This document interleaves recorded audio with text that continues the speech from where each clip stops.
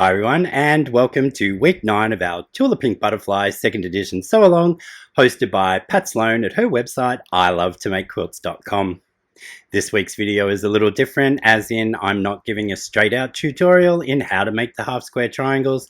We need 4 each of every fabric except for sweet pea. This week we're going to take a look at 10 methods of making half square triangle units. There are probably many more other ways out there, but today we'll take a top of the surface peek at 10 of those methods. So come with me and I'll show you how to do it.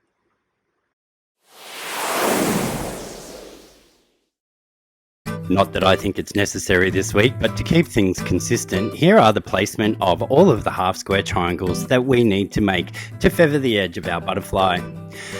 In this image here, you'll see that I have all of them made, but there are 2 gaps on my table. So the one gap is for the sweet pea, which we do not need to use, and the other gap is for a fabric that I don't think I've used in the quilt, but seems to need half square triangles, so I'm going to look at that later. Anyway, let's go with today's video. Just what exactly is a half square triangle, or HST? Well, in simple terms, it is a square cut in half to form a triangle. This triangle, by virtue of being half a square, we refer to as a half square triangle. It has a 90-degree corner on one side and 2 45-degree angles on the other 2 points. We, as quilters, confuse this and call the HST unit half square triangles as well. The half square triangle in itself is half a square that forms a triangle. Let's look at 10 ways on how to make them. The one at a time method is the most traditional method, and you start with a square that you simply cut in half on the diagonal to create your half square triangle. You pair this with another triangle that's been cut in the same way, and you sew along the long edge to create your half square triangle unit. But what size square do we need to start with? Well, you need to start with a square that is 7/8 of an inch larger than your finished size. So in my example today, I will be doing a 2-inch finished size, so I've started with a 2 7/8 inch square.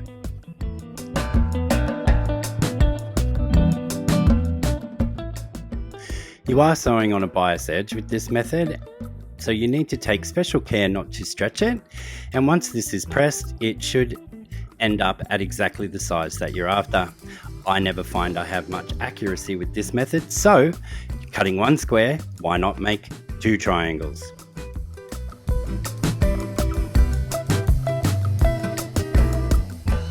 Two at a time half square triangle unit method is probably the most used, and you start the same with a square of 2 squares of fabric cut, and in this instance though, instead of cutting along the diagonal, we're going to mark that line with a pencil or the marking tool of our choice.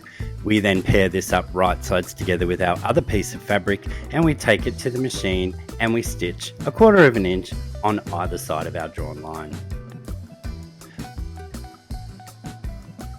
But what size square do we need? Well, in this instance, we take the finished measurement that we're after. So again, I'm using 2 inches, and we add 1 inch.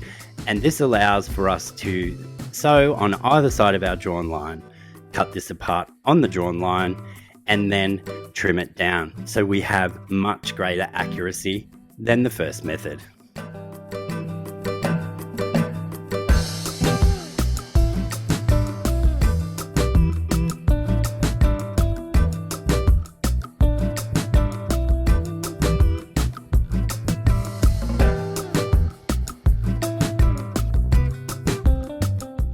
For the snowball method, you start with 2 pieces of fabric that are exactly the same size, and after you've followed this method, you end up with a unit that is still exactly the same size as the pieces of fabric you cut. So if you're working with mini charms or charm packs or even layer cakes, you can grab those 2.5 inch squares, draw the line diagonally, and this time we sew directly on the line or just to one side of it, depending on your machine and how you're going to press. and then you trim away 1/4 inch from that stitching line. Now the part that you trim off is waste, but if you are working with bigger pieces, you could make that into a half square triangle unit as well, but it will be smaller.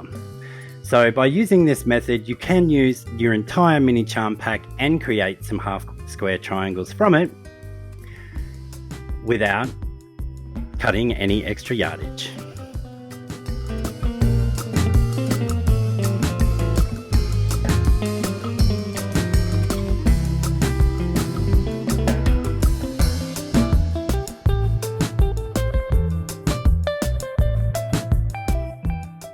The 4 at a time method for making half square triangle units can sometimes appear magical, with half square triangles appearing before your eyes without you even realizing what you've done.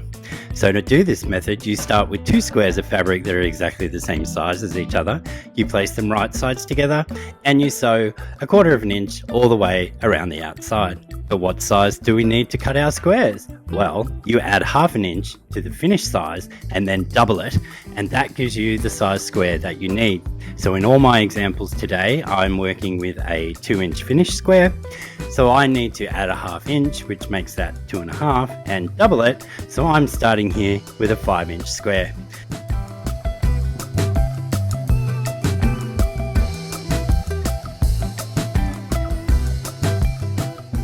So when does the magic happen? I hear you asking yourself and me. Let me explain. Once you've sewn all the way around the outside, I generally like to give this a little bit of a press, and then we will cut this in both directions diagonally, and you will have your half square triangles. While this method is magic and very fast, you do need to trim these down afterwards, but you are also working with bias edges on all 4 edges of your half square triangle units. So care needs to be taken when using these, as they will continue to stretch. Starching the fabric beforehand may help reduce this a little, but it doesn't get rid of it entirely. I've used this method once and I actually used it to make 512 HSTs, but I'll likely never use this method again.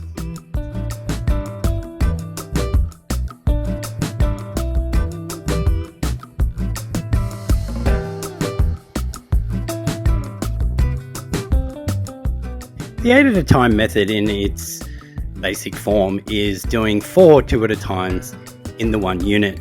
So you need to begin with a square that is equal to the finished height plus 1 inch or 7/8 and then doubled. So for a 2-inch finished half square triangle unit, you'd add your 1 inch, giving you 3, and double that, giving you 6 inches, which is what you see me working with here. We then need to draw a diagonal line in both directions, corner to corner, and take that to the machine and sew 1/4 inch on each side of this drawn line.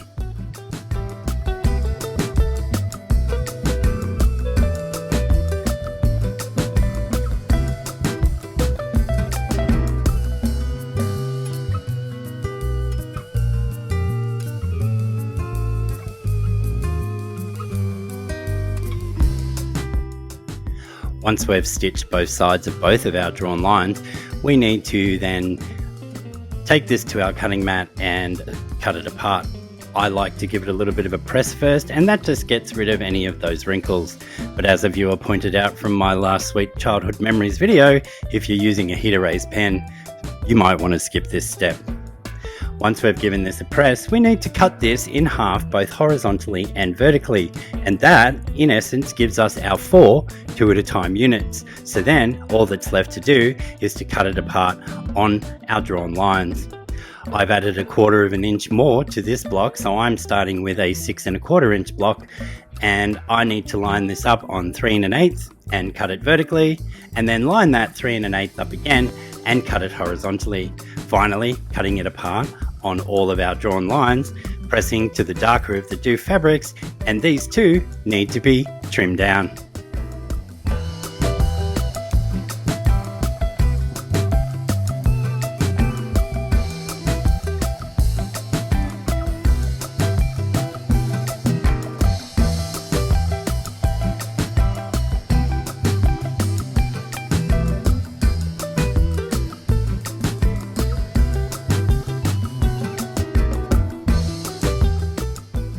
if you don't have enough fabric to do the 8 at a time method, because it does require you to cut large squares, then you can use strips if you're also cutting squares that are going to be the same size. So like the snowball method, this will result in a finished half square triangle unit that is exactly the same size as the width of your strip. So if you are cutting strips, 4.5-inch strips, you will get 4.5-inch half square triangle units that will match exactly with your 4.5-inch squares cutting from that same strip. As you can see, you need a tool for this one, and in my instance I'm using the folded corner clipper tool, and we simply place our measurements on those lines and cut our pairs. You can then just flip the ruler to cut another one before taking these to the machine and sewing with your 1/4 inch along the longer of the 3 sides. At the sewing machine, you will be sewing along a bias edge, so be careful not to stretch, and there is no trimming down when using this method.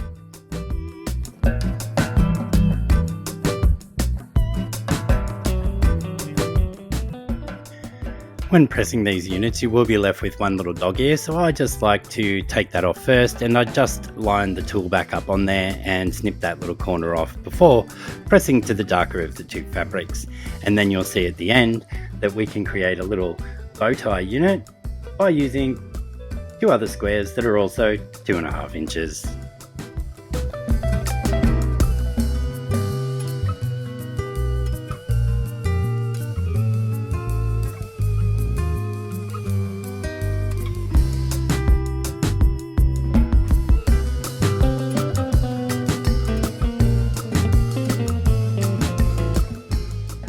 Half square triangle foundation papers are widely available out on the market, and I think the 2 good known brands are Triangles on a Roll from the Fat Quarter Shop, or Thangles, or I often get them in the quilting magazines to go with whatever pattern is in there, and that's where my example comes from today.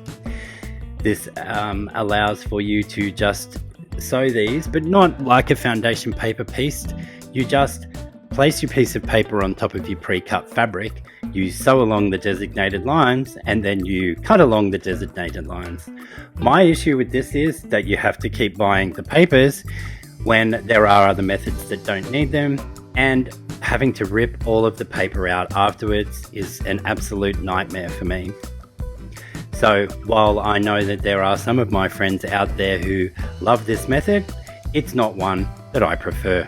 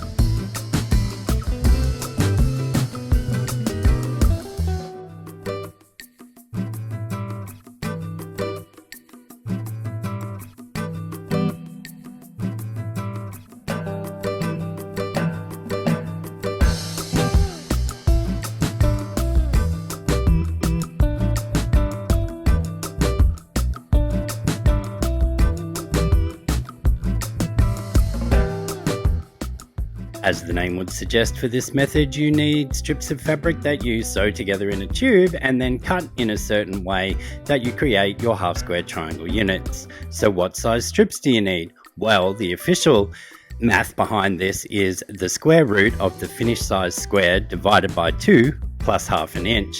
But who can remember that? Just take your finished size that you're after, in my case 2 inches, and add 1/2 inch. So you see me here sewing my 2.5 inch strips together along both edges to create the tube.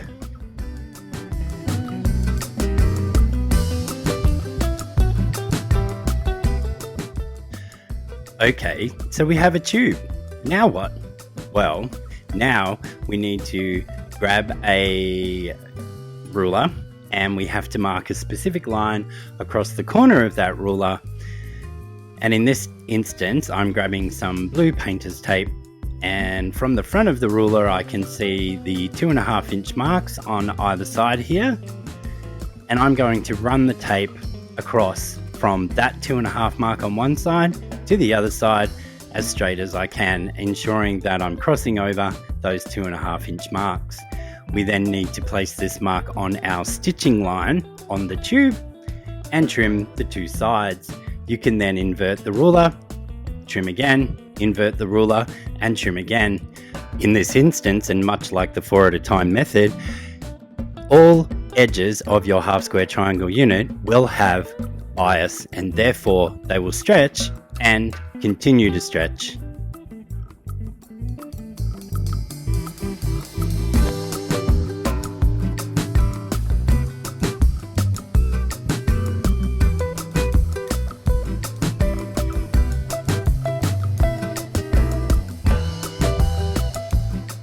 What if you are a fan of the strip tube method, but you don't want the bias edges?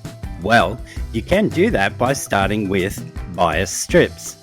So in this instance, I've just cut a random square, but bias strips in their nature would use a lot of fabric to cut strips on the bias, as you may or may not be aware. So I'm just starting with a little one here for my example.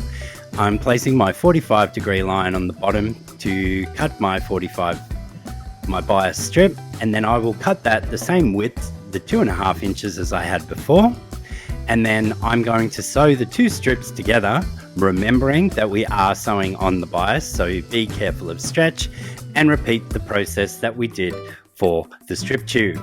In this instance though, all of your edges will be on grain, but as I said, this does use a lot more yardage.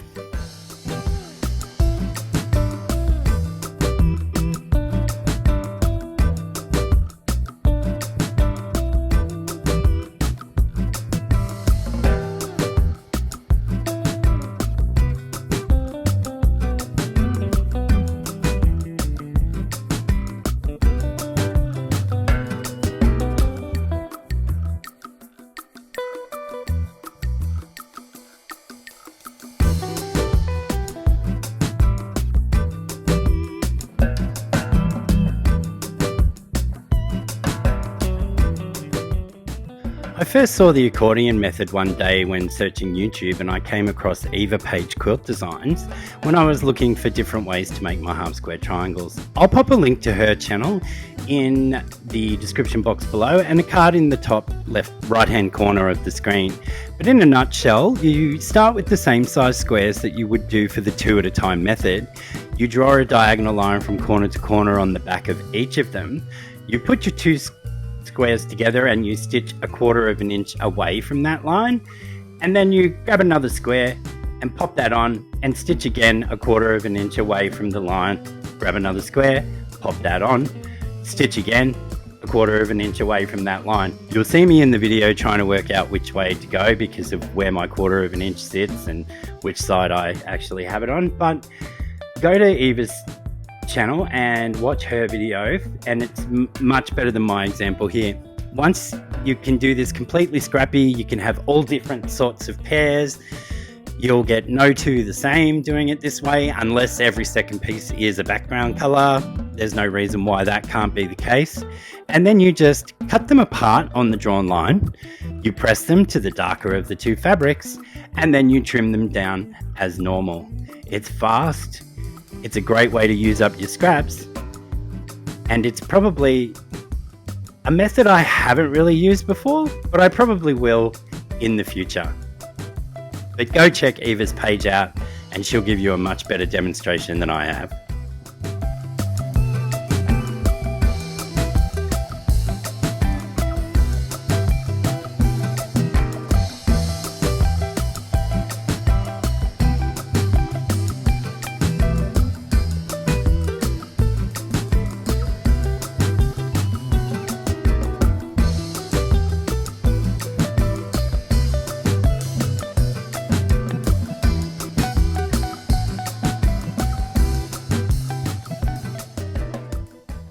Thanks for joining me again this week, folks. If you'd like an in-depth tutorial on any of the methods I've shown you today, I can look into doing that for you. Just let me know in the comments below. As always, thanks for watching and bye for now.